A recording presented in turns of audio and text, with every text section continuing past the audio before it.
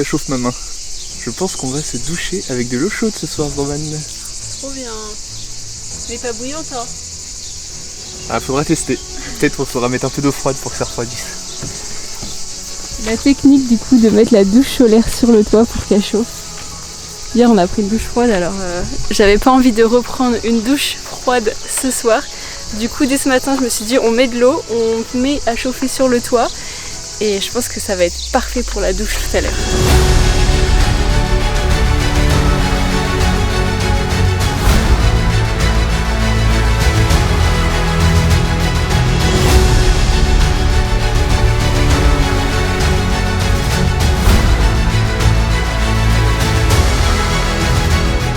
Cette semaine, on se retrouve dans l'Aude, toujours, on est près des châteaux cathares. Donc après avoir fait Carcassonne et la Montagne Noire, on est maintenant à Perrotus. J'ai l'impression que je jette un sort à chaque fois que je prononce ce nom, je n'y arrive pas.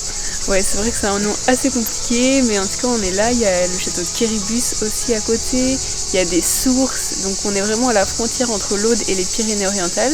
Après on va descendre un petit peu dans les Pyrénées-Orientales, on va aller vers Illé-sur-Tête, avant de rejoindre le nord de l'Espagne.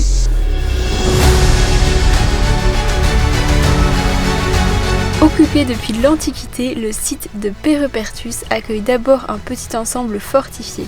La forteresse est mentionnée pour la première fois en 1020 dans le testament d'un comte de Besalú, un petit territoire catalan. Elle devient en 1240 possession du roi de France qui en fait une pièce maîtresse de sa ligne de défense face à l'Aragon. C'est un fleuron de l'architecture militaire médiévale qui, à la fin du XIIIe siècle, défie fièrement le royaume d'Aragon. Son intérêt stratégique disparaît petit à petit avec le traité des Pyrénées en 1659. Mais jusqu'à la Révolution, quelques hommes veillent sur ce beau vaisseau devenu fantôme. Ça y est, on est arrivé au sommet du château de Pérepertus. L'atmosphère est hyper mystérieuse parce qu'il y a de la brume et il y a du vent. On a même ressorti la doudoune pour ma part et le kawaii pour Alex. Mais c'est vraiment une visite incontournable dans l'Aude. On dit que c'est le plus impressionnant des châteaux cathares. Et pour les informations pratiques, du coup, le château, il se visite toute l'année. Il y a un parking juste à l'entrée. Il y a même plusieurs parkings, donc on peut venir vraiment jusqu'au pied du château. Après, une fois qu'on est entré, il y a à peu près 15 minutes de montée avant d'accéder au château, parce que bon, il se mérite un petit peu quand même. Et le tarif adulte, c'est 7 €. Voilà, à peu près pour les infos pratiques. Comme je te disais avant, c'est vraiment une visite incontournable de l'Aude pour en apprendre un petit peu plus sur tout ce qui est le catharisme et sur la défense de la France contre le royaume d'Aragon. C'est une partie de l'histoire qu'on ne connaissait pas forcément et qu'on a découvert et approfondi grâce à ces visites.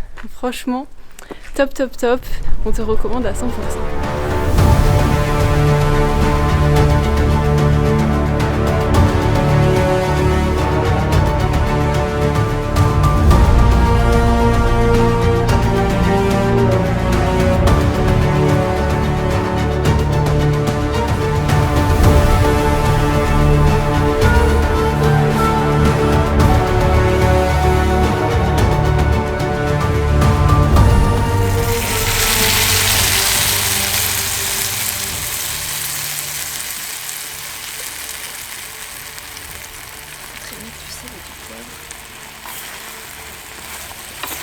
Un nouveau sort avec nous et ce soir on dort au pied du château de Pérepertus.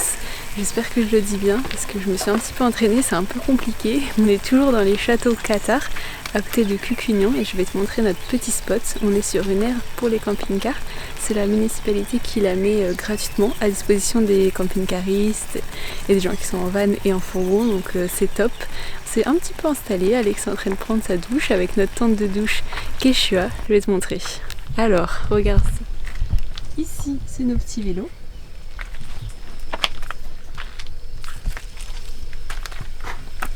Là, on a installé le petit coin cuisine. Derrière la porte, c'est la tente de douche. Alex est en train de se doucher, on va pas le déranger. Là, c'est notre petite chaise. Jaune. Tu vois, il y a quelques fourgons en face de nous. Et hop, la vue. C'est quand même top d'avoir ce genre d'endroit possible, en plus avec des toilettes et de quoi vider les eaux. Ah, on entend même le clocher. Trop bien. On va être trop bien ici. C'est vrai qu'on est arrivé ici sous la pluie. En plus, on était avec un petit col. Enfin, petit col, il y a même eu un grand col. C'est moi qui conduisais et franchement, je peux te dire que j'étais un petit peu stressée entre la pluie et le fait que ça monte. Mais en fait, quand on s'est installé à l'aire de camping-car, il y avait du soleil. Donc j'aime bien dire que c'est nous qui avons apporté le soleil. En tout cas, j'espère. Je vais regarder quand même les petits gnocchis. Ils sont pas mal, hein? Mais c'est pas du tout comme à la maison. Je pense que c'est parce qu'on les a fait avec de l'huile et pas du beurre. Du coup, ils sont gonflés comme des patates.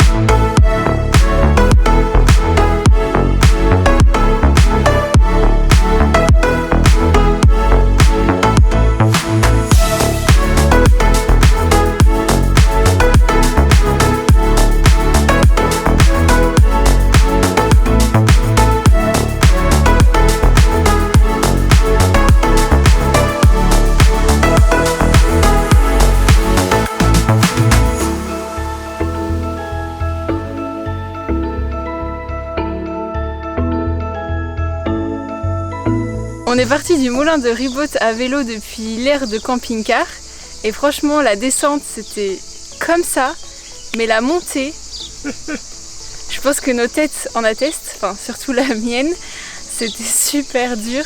Mais franchement les gorges et le moulin, le site, il est magnifique.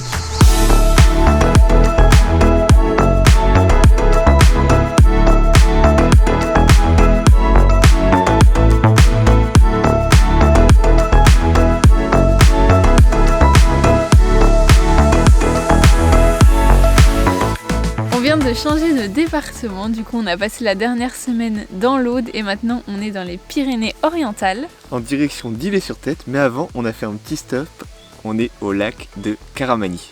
Oui, c'est vraiment super beau et pour revenir un petit peu sur l'Aude, on a vraiment adoré le château de Pérepertus. Pérepertus, oui, c'est bien ça. On n'a pas fait Quéribus. Non, on n'a pas fait Quéribus. En fait, c'est deux châteaux cathares qui se font face.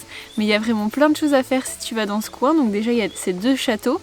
Ensuite, il y a le site du moulin de Ribote avec des petites cascades, des endroits pour se baigner qui est magnifique. Sans oublier le village aussi qui est dans la vallée entre les deux châteaux. Le nom du village ? Je suis en train de le chercher, mais je crois que j'ai un gros trou de mémoire. C'est le village de Cucugnan. Ah voilà, c'est vrai. Ça m'avait fait marrer. Oui. En plus, comment t'as pu oublier? C'est quand même assez rigolo. Donc au village de Cucugnan, il y a un moulin en haut qui est assez joli. Et juste en bas du moulin, il y a une boulangerie qui fait du pain bio. Et c'est super bon. Oui, du pain bio et artisanal. On a craqué pour la focaccia, le marbré au chocolat et un pain. Avant les châteaux cathares de Quéribus et Pérepertus, on avait déjà fait des châteaux cathares, c'était les 4 châteaux à Latour. Et avant ça, on avait fait un tour dans la Montagne Noire et à Carcassonne. Et la Montagne Noire, pour moi, ça a été un véritable coup de cœur avec ces lacs. On se croirait au Canada ou en Norvège. C'était vraiment magnifique avec le drone, le fourgon vu du ciel. C'était... ça a coupé le souffle. Ouais, on espère que les Pyrénées-Orientales nous réserveront aussi de beaux paysages et de belles surprises avant de partir en Espagne.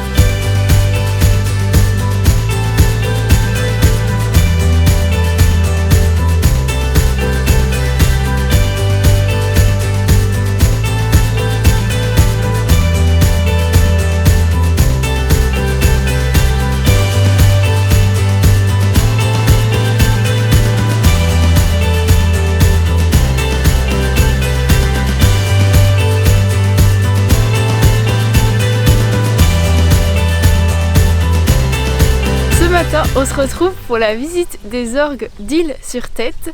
C'est vraiment ce qu'on voulait voir en venant ici. Et il est 9h15, c'est l'ouverture du site. On vient tôt, comme d'habitude, c'est mieux parce qu'il n'y a personne et on peut avoir le site un peu pour nous tout seul. Et on a de la chance parce que juste à côté du parking des voitures, il y a un parking camping-car à l'entrée du site. Et du coup, on a pu y dormir pour pouvoir être là aux aurores le matin. Enfin, aux aurores, il est 9h, hein, il n'est pas 6h non plus, mais tu m'as compris. Et c'est chouette de pouvoir avoir un parking juste à côté du site. En plus, on peut accéder aux toilettes et il y a des poubelles. Voilà, donc on va t'amener avec nous visiter le site des orgues d'Isle-sur-Tête.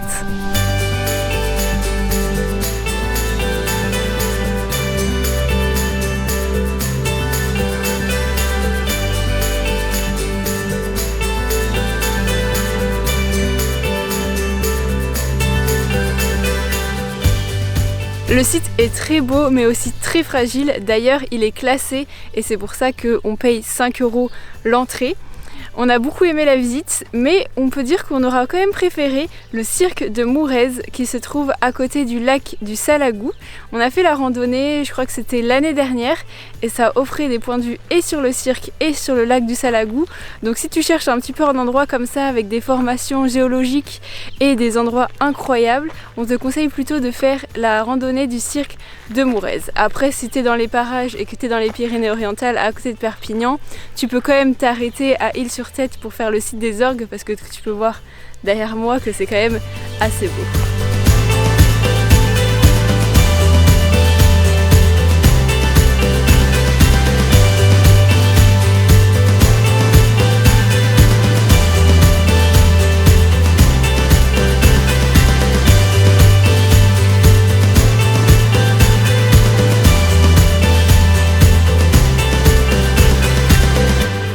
C'est la fin de cette vidéo entre Château-Cathard et découverte des orgues d'Isle-sur-Tête et non d'Île-sur-Tête comme j'ai pu dire dans l'introduction, je me corrige. Là on est au camping du lac à Vinça, on va rester quelques jours ici, on va faire un autre home camper comme on a fait au château de la Tour et puis on va découvrir un petit peu les Pyrénées catalans, notamment on va prendre le petit train jaune, mais bon je vais pas t'en dire trop, tu verras ça dans la vidéo de la semaine prochaine sur notre chaîne YouTube à 10 h. Et sur ce je te dis bonne semaine, bye bye.